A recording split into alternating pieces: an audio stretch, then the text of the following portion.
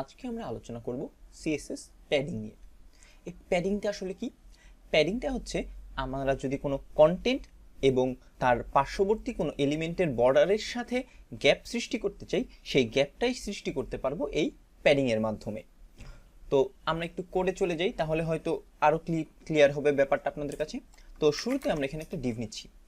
এই ডিভটাকে আমরা একটা আইডি দিই, আইডি দিয়ে এটার নাম দিচ্ছি আমরা বক্স। তো আমাদের মেন উদ্দেশ্য হচ্ছে এই ডিভটাকে একটা বক্স আকারে রিপ্রেজেন্ট করা। তো এটার জন্য সিএসএসে আমরা এই আইডিটাকে ধরছি বক্স। এই বক্সটা ধরার পরে আমরা যেটা করতে পারি, এটা একটা উইথ দিতে পারি। উইথ প্রপার্টিটা হচ্ছে এই এলিমেন্টটার উইথ কত হবে সেটা বলছে। তো ওই ডিভটার উইথ আমরা দিচ্ছি 300 পিক্সেল এবং হাইট দিচ্ছি ঠিক একইভাবে 300 পিক্সেল।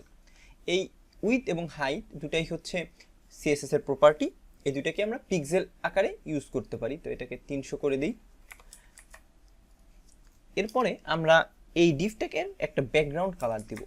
ব্যাকগ্রাউন্ড কালারটা হচ্ছে কি কালার দিতে পারি? এখানে আমরা এর আগে সবগুলা টিউটোরিয়ালই ইউজ করেছি বিভিন্ন নাম কালারের। তো এখন আমরা কালারের নাম ইউজ না করে একটা হেক্সাডেসিমাল ভ্যালু ইউজ করছি, যেটা 222।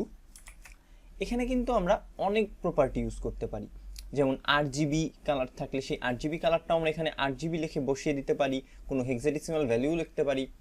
তো আপাতত আমরা জাস্ট এটুকু লেখার পরে যদি ব্রাউজারে ফিরে যাই, দেখেন একটা সুন্দর স্কোয়ার কিন্তু ক্রিয়েট হয়ে গেছে। তো আমরা এখন যেটা করব, এই বক্সের ভিতরে মানে ডিভের ভিতরে একটা পি ট্যাগ লিখব। পি ট্যাগে লিখলাম হ্যালো। তো এখন যদি ব্রাউজারে যান, দেখেন হ্যালোটা দেখা যাচ্ছে না, কারণ হ্যালোটার কালারটা একটু চেঞ্জ করে দেওয়া লাগবে। তো যেহেতু একটা পি ট্যাগই আছে, আমরা জাস্ট পি ট্যাগটা গ্র্যাব করে নিচ্ছি। গ্র্যাব করে এটা একটা কালার দিয়ে দিই, কালারটা হোয়াইট স্মোক দিয়ে দিই। হ্যাঁ, হোয়াইট স্মোক। তো এখন যদি যাই, দেখুন এই যে কালারটা কিন্তু হোয়াইট হয়ে গেছে টেক্সচার।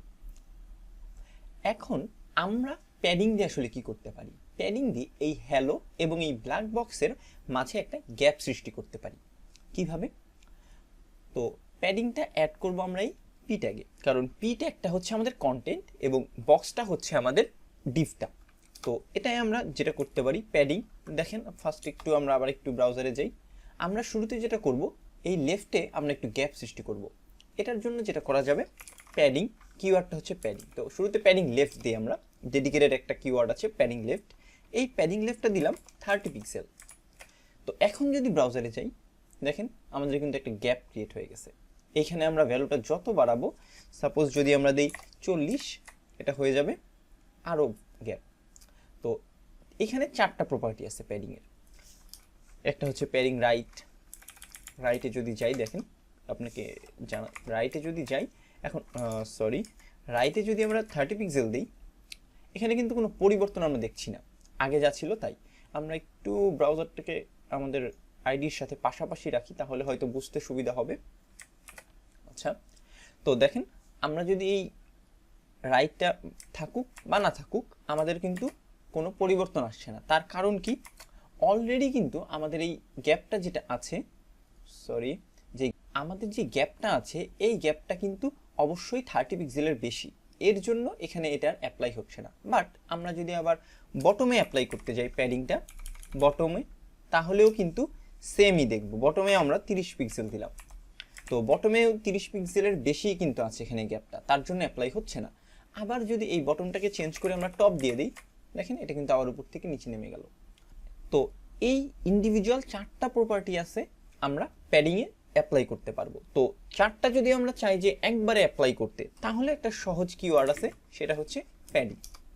এই প্যাডিংয়ে আমরা যদি ডাইরেক্ট একটা ভ্যালু লিখে দিই 30 পিক্সেল, তাহলে ওর টপ, বটম, লেফট, রাইট 4 দিকেই ও 30 পিক্সেল এরিয়া ছেড়ে দেবে বা গ্যাপ দিবে।